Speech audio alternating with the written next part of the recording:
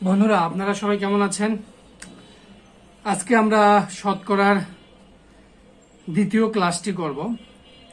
গত ক্লাসে আমরা ভগ্নাংশ থেকে শতকরা কিভাবে নির্ণয় করতে হয় সেটি বের করেছিলাম। আজকে আবার তার বিপরীত করব আমরা, শতকরা থেকে ভগ্নাংশ কিভাবে। চলুন আমরা ছোট ছোট অঙ্কগুলো দিয়ে শুরু করি।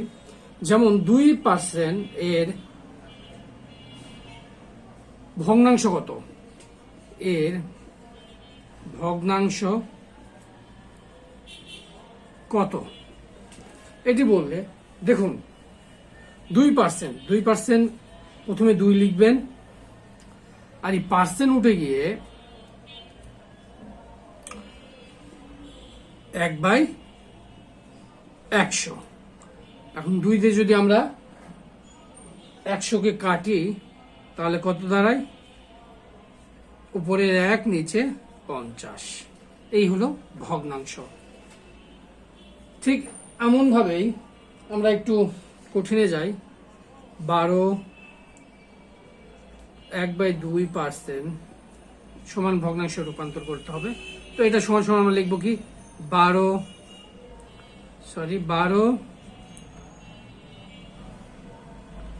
1/2, এই পার্সেন্ট উঠে যায় 1/100।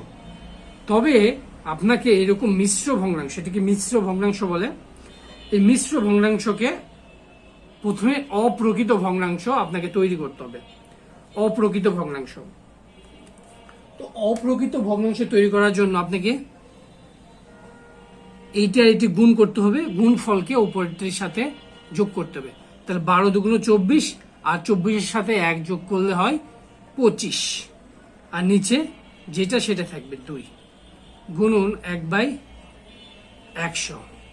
এই 25 দিয়ে 100কে কাটলে 4, তাহলে 1, 4 দুগুণ, নিচে নিচে গুণ, উপরে উপরে, উপরে কিছু নেই 1, নিচে 4 দুগুণ 8।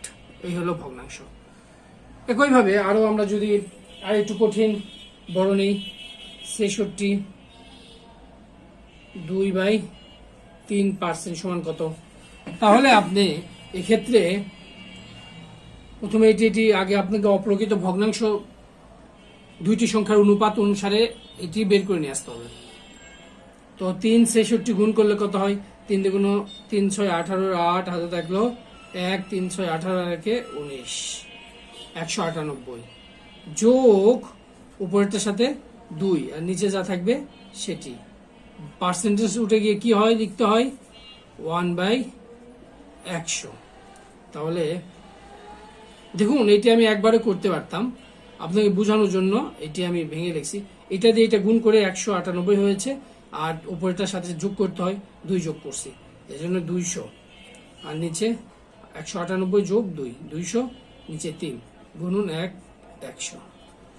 এই শূন্য, এই শূন্য, এই শূন্য, এই শূন্য, তাহলে 2 1কে উপরে 2, নিচে 3। এইভাবে আপনি শতকরা থেকে ভগ্নাংশ নির্ণয় করতে পারবেন। যে কোনো সংখ্যা যদি বড়, আরো বড় দিতে দেয়, আপনার সমস্যা নেই, আপনি এই নিয়মেই করবেন। যত বড়ই দেখ, আপনার নিয়মটা সেম থাকবে। এবার আমরা দেখব শতকরা থেকে দশমিক। শতকরা থেকে আমরা এবার নির্ণয় করব হচ্ছে দশমিক। এবার আমরা শতকরা থেকে দশমিক নির্ণয় করব। দশমিক সংখ্যা কিভাবে নির্ণয় করে দেখুন। আমি একটু এই নেই, শতকরা অঙ্ক নিই, যে 35%কে আমরা ধরুন আমরা কি দেখাবো? 35%কে দেখাবো হচ্ছে দশমিক আকারে। এটিকে দশমিক প্রকাশ করুন।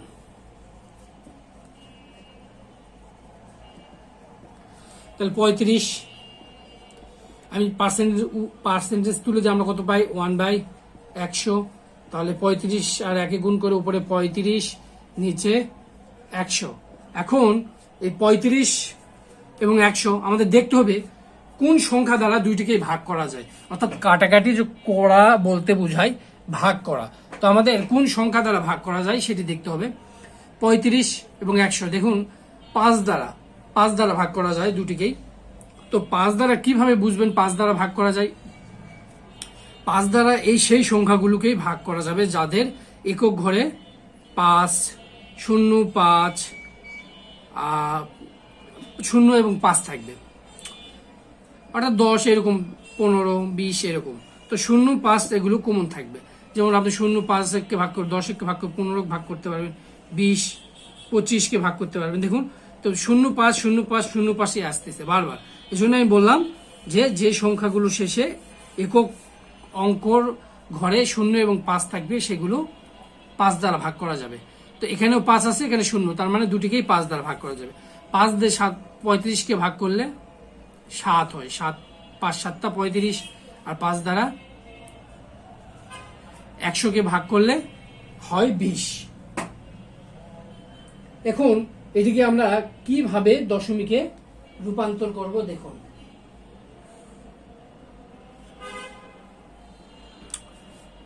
আপনি এটা কিন্তু ভগ্নাংশ বের করছেন, এটিকে দশমিকে রূপান্তর করেন নাই। দশমিকে আমরা চাইলে এখানেই করতে পারি, কারণ এখানে 100 আছে, যে 10, 100, 1000 এরকম, অর্থাৎ 0 যখন থাকবে নিচে, যত 0 থাকবে আপনার ভাগ করতে সুবিধা। আপনি চাইলে এটিকেও ভাগ করতে পারেন, যেমন এইভাবে আপনি চাইলে ভাগ করতে পারেন। আর ছোট করছেন যেহেতু 20 দিয়ে 7কে ভাগ, যেহেতু 7 ছোট 20 বড়, তাই যায় না, তাই আমরা কি নিলাম, 0 দিয়ে দশমিক নিলাম। দশমিক নিলে এখানে একটা কি পাবো, 0 নিতে পারবো। তো এবার যাই, 3 বার দিয়ে আমরা কি নিলাম, 60, 10। এই দশমিকের কারণে আমাদের যখনই প্রয়োজন হবে একটা 0 নিতে পারবো, আমরা যখনই প্রয়োজন হবে তখন 0 নিতে পারবো। তাহলে 100, এবার 5 বার দিয়ে 100। এইভাবে দশমিকের বা ভগ্নাংশের ভাগগুলো করতে হয়। তাহলে আমরা কত পেয়েছি, 0.35, 0.35। তাহলে আমরা পেলাম 0.35। এটা 0.35 বলা যাবে না, এটা ভারী একটি অন্যায়, এটা কখনোই বলা যাবে না। আপনাকে বলতে হবে 0.35, 0.35 বলতে হবে। এখন দেখুন আপনাকে এটা ভাগ করে করতে হলো, কিন্তু আপনাকে ভাগ করার কোনো প্রয়োজন নাই। আপনি এটি দেখেই বুঝবেন। কিভাবে বুঝবেন, যখন 35/100 এই 100 দ্বারা থাকবে, যেমন আমি গত ক্লাসে বলেছিলাম যে 100 শূন্য যদি একটা থাকে অর্থাৎ 10 থাকে, তাহলে কি বলছিলাম, একক ঘরের পাশেই একটি দশমিক। যদি 2টি শূন্য থাকে তাহলে 2 ঘর আগে দশমিক। তাহলে এখানে যেহেতু আমাদের 3টা থাকলে 3 ঘর আগে দশমিক, তো এখানে যেহেতু 2টা শূন্য আছে অর্থাৎ 100 আছে, তাহলে একক দশকের ঘরের পাশে একটি দশমিক দিলেই হবে, অর্থাৎ 0.35। আর এখানে একটি শূন্য, এই শূন্যগুলোর দাম নেই, দিলেও হয় না দিলেও সমস্যা নেই। তো 0.35। এইরকম ভাবে আপনার অন্য সংখ্যা যে সংখ্যায় আসুক না কেন, 4, 5, 8 এরকম আসলো, এটিকে যদি আপনাকে পার্সেন্টেজ করতে বলে, পার্সেন্টেজকে দশমিকে প্রকাশ করো, ধরুন নিচে 100 আসলো, এক্ষেত্রে আপনি 1, 2, তাহলে এখান থেকে একক ঘর দশক ঘরের পরে একটি দিবেন। যদি আরেকটি শূন্য হইতো তাহলে এখানে হইতো আরেকটি শূন্য, তাহলে শূন্য দিয়ে দশমিক এখানে আসতো। এরকম যতগুলো শূন্য থাকবে নিচে ভাগফলের ক্ষেত্রে অর্থাৎ ভাগের ক্ষেত্রে, যখন যতগুলো শূন্য থাকবে ভাগফল ঠিক ততগুলো অঙ্কের পূর্বে দশমিক বসবে। যেমন এখানে 100 ছিল, 1, 2, 2টি শূন্য, সেজন্য আমাদের দশমিক বসেছে 1, 2, 2 ঘর আগে। একটি হইলে আমাদের দশমিক 1 ঘর পরে বসতো। এইভাবে আপনার শতকরা থেকে দশমিক নির্ণয় করতে হয়। এরপরে আমরা যাব দশমিক থেকে শতকরা। সেম অঙ্ক আপনি সেম ভাবে আবার করতে পারবেন। দেখুন দশমিক থেকে শতকরা, অর্থাৎ এখান থেকে এখন আমরা এখান থেকে এখানে যাব, দশমিক থেকে ধরুন এই অঙ্কটাই নিলাম আমরা 0.35। এখন এটিকে আমরা শতকরায় প্রকাশ করব। তো শতকরায় প্রকাশ করতে গেলে আমাদের কি করতে হবে, আমাদের গুণ করতে হবে। কত দ্বারা, 100 দ্বারা। তাহলে 35 গুণন 100, 0.35, 0.35 গুণন 100 সমান আমরা দেখুন এই দশমিককে তুলতে হলে আমরা ঠিক যেমন শূন্য নিচে উঠায় দিয়েছিলাম, দিয়ে উপরে দশমিক লিখেছিলাম, মানে লেখা হয়েছিল, ঠিক একইভাবে দশমিক তুলে দিয়ে আমরা নিচে কিন্তু দুইটা শূন্য নিব। অর্থাৎ দেখুন 35কে 35 লিখলাম আমরা, এই যে দশমিক তুলে দিলাম এই জন্য একটা লিখবো 1। অঙ্কটা করার নিয়ম কি, দশমিক উঠাই দিলাম, উঠাই দিয়ে কি লিখলাম 1 লিখলাম, এবং দশমিকের পরে কয়টি অঙ্ক আছে 1 2, এজন্য দুইটি শূন্য, গুণন 100, এই 100 কাটা, তাহলে কত হয় 35%। দেখুন আমি আবারও এটা বলে দিচ্ছি বা করে দেখাচ্ছি, আপনাকে করেই দেখাই। দশমিক 35, এদিকে যদি এটি দশমিক আছে, ভগ্নাংশ যখন করবেন তখন কি করতে হবে, এই 35 এই দশমিকের জন্য একটি নিচে 1 হয়, ঠিক আছে, নিচে 1, এবং এই দশমিকের পরে যতগুলো অঙ্ক থাকবে ততগুলো শূন্য, 5টা থাকলে 5টা, 10টা থাকলে 10টা, 2টা থাকলে 2টা, 1টা থাকলে 1টা, এক্ষেত্রে আছে 1 2, এই জন্য আমরা 2টা শূন্য নিলাম। তাহলে আমাদের উত্তর আসলো 35 100। এখন এটিকে 100-এ কনভার্ট করতে হলে আপনাকে 100 দ্বারা গুণ করতে হবে, 100-এ কনভার্ট করতে হলে 100 দ্বারা গুণ করতে হয়। তাহলে এই 100 কাটা, তাহলে আমাদের উত্তর আসলো 35%। এই ছিল আমাদের দশমিক থেকে শতকরায় রূপান্তর করার নিয়ম। এবার অনুপাত থেকে আমরা অনুপাত থেকে শতকরায় কিভাবে নির্ণয় করব দেখুন। অনুপাত থেকে শতকরা, এবার আমরা অনুপাত থেকে শতকরা করব। অনুপাত, তো অনুপাত একটি অনুপাত রাশি নেই, 1 কলম একটু ডিস্টার্ব হয়েছে, 1.5 কে শতকরায় প্রকাশ করুন।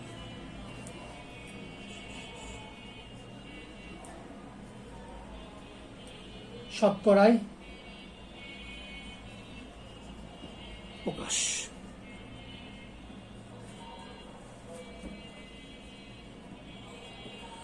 এইভাবে লেখা যায়। অনুপাতটা 1:5 মানে হচ্ছে 1/5, 1:5 মানে হচ্ছে 5 ভাগের 1 ভাগ। এখন এটিকে আমরা 100 দ্বারা যদি গুণ করি তাহলে পেয়ে যাব 5 দিয়ে কাটলে 20, তাহলে 20%। বুঝতে পেরেছেন? দেখুন 1/5 মানে হচ্ছে 1/5, যেমন এ বি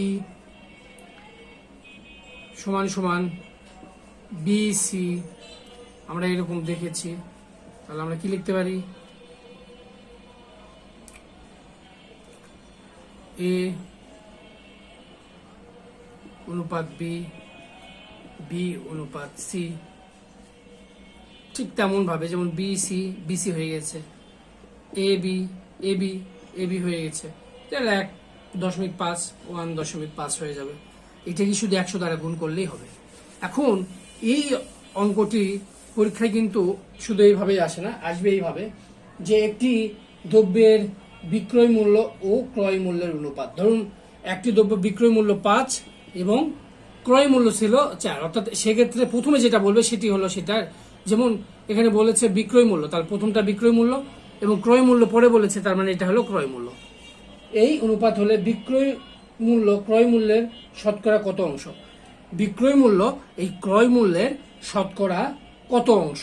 তাহলে বিক্রয় মূল্য আমাদের 5, এবং মনে করেন বিক্রয় মূল্য হচ্ছে 4, তাহলে 4-এর 5, অর্থাৎ তাহলে 4-এর এই 5 এটা কত শতাংশ, এটি আমাদের বের করতে হবে। তাহলে আমাদের প্রথমে বেস নিতে হবে, এই বেসটা নিতে হবে, কারণ এখানে বলছে ক্রয় মূল্য থেকে আপনার বিক্রয় মূল্যটা কত পার্সেন্ট সেটি বের করতে হবে। তাহলে বেসটা হলো কি হবে, ক্রয় মূল্য, আর উপরে যেটা ভ্যালু সেটা কত 5, কারণ কি বলছে ক্রয় মূল্য এটি এবং বিক্রয় মূল্য, তাহলে ক্রয় মূল্য এটি বিক্রয় মূল্য, এটাকে এখন 100 দ্বারা গুণ করতে হবে, তাহলেই আমাদের বেরোবে। 4 দিয়ে কাটলে 25, 25 দিয়ে 5 দিয়ে করলে 125, অর্থাৎ এত পার্সেন্ট। দেখুন যদি ক্রয় মূল্য 100 টাকা হয় তখন বিক্রয় মূল্য সেটা হবে 125 টাকা। 125% মানে হচ্ছে যা 100 টাকা হলে 125 টাকা, 125 টাকা। কোনো কিছুর দাম 100 টাকা হলে সেটির দাম দাঁড়াবে 125 টাকা। অর্থাৎ ক্রয় মূল্যের 125% সমান সমান এই বিক্রয় মূল্য, অর্থাৎ এই চারের 125% সমান সমান 5। দেখুন সেটি হয় কিনা আমরা দেখবো অঙ্ক করে। তাহলে চারের 125% বের করি, 125%, তাহলে পার্সেন্ট যদি উঠে যায় তাহলে নিচে 100 হয়। এখন দেখুন এটা দিয়ে কাটলে কত হয়, 25 দিয়ে কাটলে 5, এই দেখুন 5 বের হয়ে গেছে। তাহলে চারের 125% সমান 5। এইভাবে আপনার অঙ্ক পরীক্ষাতে আসে। শতকরা থেকে অনুপাত, আপনার শতকরা থেকে অনুপাত যেমন 10%, একদমই সহজ। দেখুন শতকরা থেকে অনুপাত 10%, মনে করুন 10% সমান সমান 10/, উঠে গিয়ে নিচে কি হয় 100, তাহলে 1 কত হয় 1/10। এইভাবে আপনার 20%, তাহলে 2/0 কেটে গেলে কত থাকে 10, আরো কাটা যায়, 2 দিয়ে কাটলে 1, 2 দিয়ে কাটলে 5। এইভাবে আপনাকে করতে হবে। একদম বেসিক, একদম শতকরার বেসিক ধারণা।